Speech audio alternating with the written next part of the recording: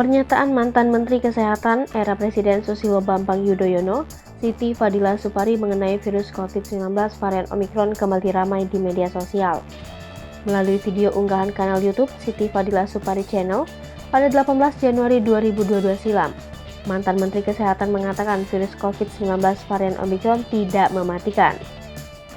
Dia berpesan agar Presiden Joko Widodo segera mengatakan virus COVID-19 varian Omikron tidak berbahaya. Potongan pernyataan pada menit 11:18 hingga 15:59 dibagikan oleh akun TikTok @torikoko1000 hari yang sama. Bahkan, dia meminta Presiden Joko Widodo untuk menyampaikan kabar gembira kepada masyarakat. Dia beralasan demikian agar rakyat dapat bekerja dengan enak dan bersemangat menjalani kehidupannya seperti sebelum virus COVID-19 melanda.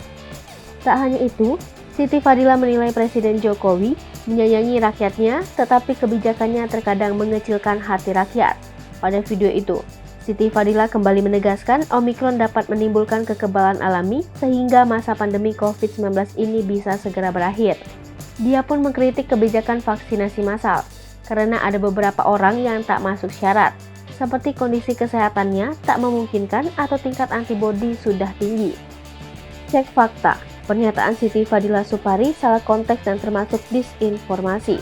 Namun, pernyataan Siti Fadila Supari ini sudah dinyatakan keliru oleh Kementerian Komunikasi dan Informatika melalui laman khusus isu hoax dikutip Selasa 15 Februari 2022.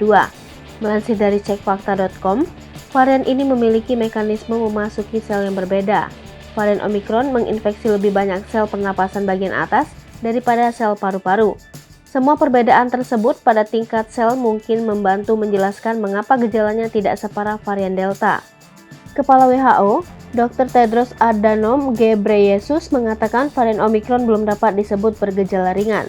Meskipun varian Omikron tidak berdampak terlalu parah dibandingkan dengan varian Delta, khususnya kepada mereka yang telah divaksinasi, tidak berarti varian Omikron harus dikategorikan bergejala ringan. Dengan demikian, klaim bahwa varian Omikron tidak mematikan merupakan pernyataan yang kurang tepat.